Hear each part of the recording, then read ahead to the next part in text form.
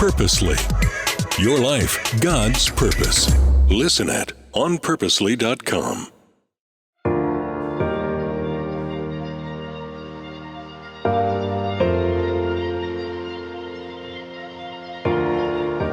Vitamin D has a lot of implications ultimately for emotional well-being. So, some of this is an easy test. A doctor can look at your vitamin D levels, and people do realize, man, when I put these back in, as God designed my body to work, I feel better.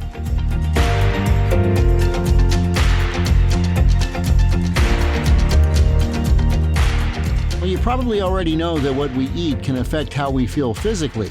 But did you know that our eating habits can also affect our emotions? Hi, I'm Steve Sunshine, and welcome to Overcoming Anxiety, a 5-part podcast from Purposely. This is episode 3, Eating for Better Emotional Health. Our guest for the entire series is Dr. Greg Jantz, founder of The Center, A Place of Hope, and author of The Anxiety Reset. In this episode, we're going to talk about how what we eat affects the way we feel emotionally. Here's my conversation with Dr. Jantz.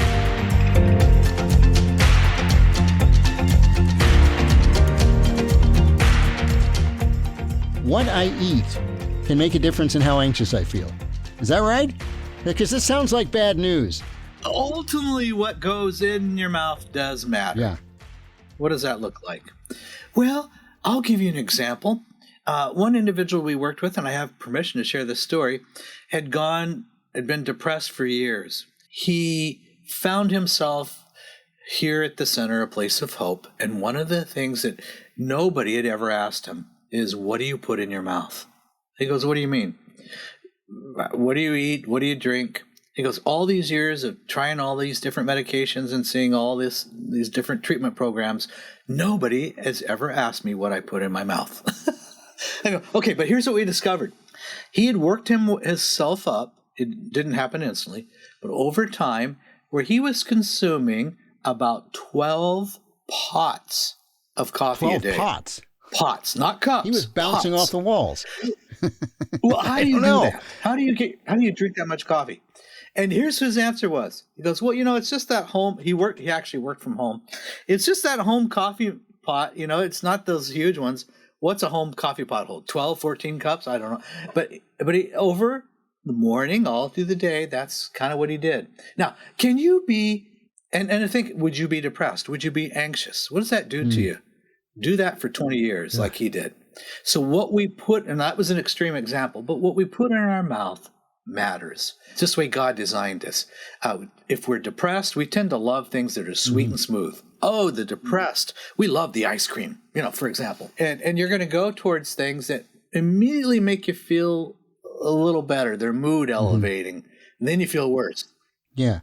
So what are some foods that we need to stay away from in general? Or is it just about moderation? I hate to say here's a good list, here's a bad list.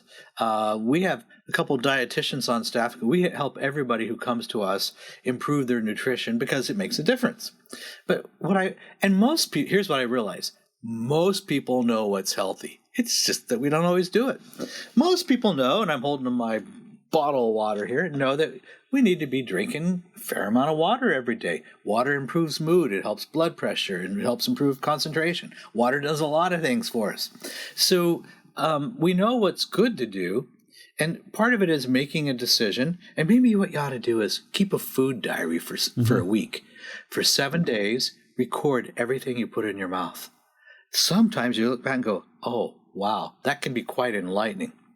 So, but what we want to do, and there is something to be said for, I'm not going to use the word diet or going on a special diet, but there are times where we can look at, okay, I'm going to really work on cutting back. My wife has a thing. She goes, I've never been on a diet, but I cut back. I go, cut back? That's pretty easy. I can do that.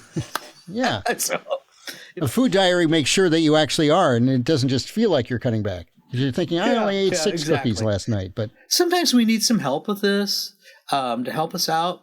Fundamentally, most people know, okay, so the person that gets up and you wake up in the morning and you've got low blood sugar and you didn't have any source of protein in the morning and all you did was drink 10 cups of coffee.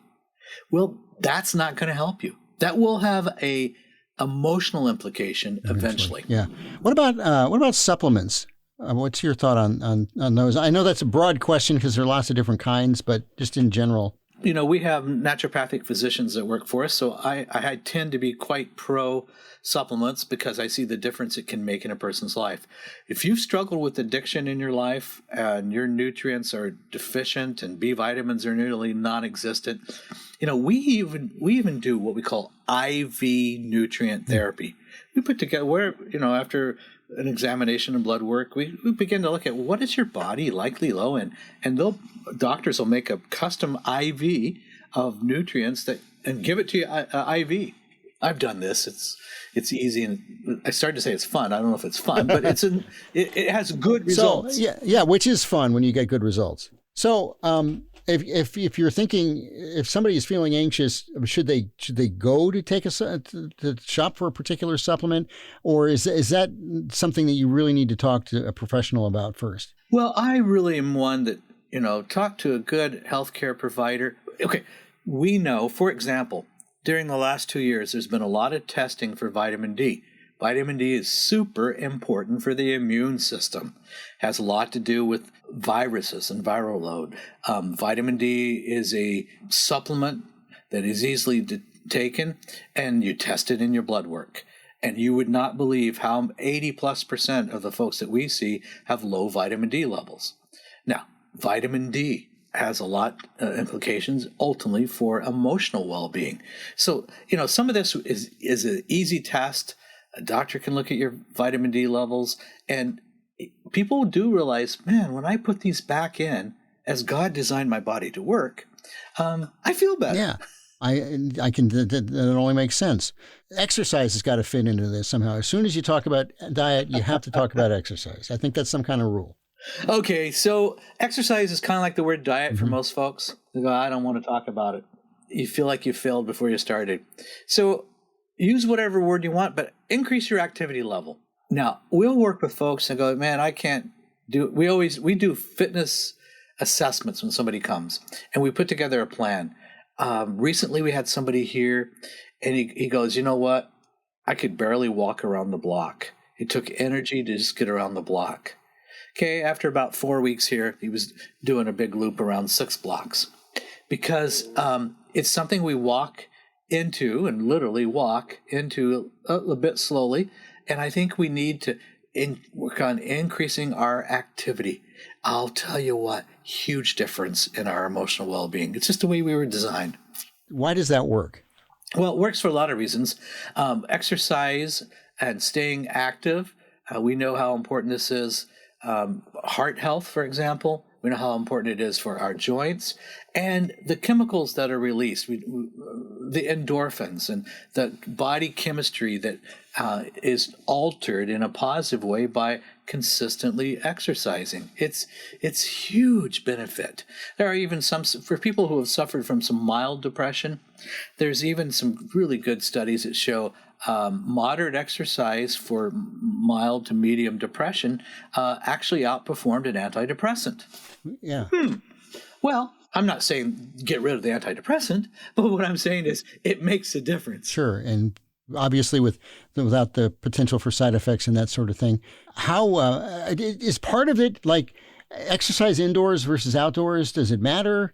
I know that, depending on what time of year it is, that's going to play into it. But I mean, just is part of that just about change of scenery, fresh air, that sort of thing too, especially with the pandemic and all of that. Oh, yes. Get out. Take 5 deep breaths. Get out there. We need that. And we need the outdoors. And by the way, find somebody to go on walks with. Find somebody to go on hikes with. Get out and start to re-enjoy God's great outdoors. It makes a difference. That's awesome. So what's the best way to get started on a new diet? We're not going to use the word diet because we don't like that word. Nutrition and fitness plan to try to fight anxiety. Well, I think the best way to get started is get some new information. The book Anxiety Reset, for example, begin with a game plan. I put together a 12-week plan, which helps because we need to do this over time.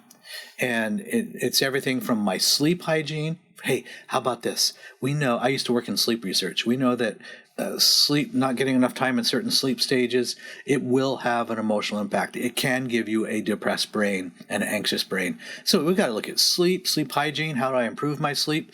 Incidentally, we are in the middle of a sleep epidemic. We have so many folks struggling with sleep disorders right now.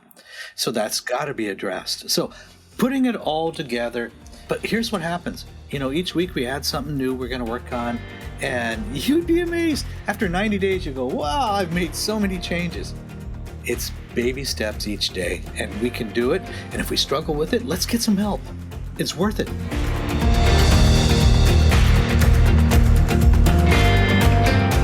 Special thanks to Dr. Greg Jantz of the Center, A Place of Hope, for joining us for this series. In our next episode, I'll talk with Dr. Jantz about how to start your own personal anxiety reset plan. So make sure to follow this podcast and get the next episode of Overcoming Anxiety. Thank you for tuning in, and don't forget to share this podcast with a friend. This podcast is part of Purposely, a podcast network designed with practical podcasts to help you find and live in God's purpose for your life. Find more amazing podcasts just like this at onpurposely.com.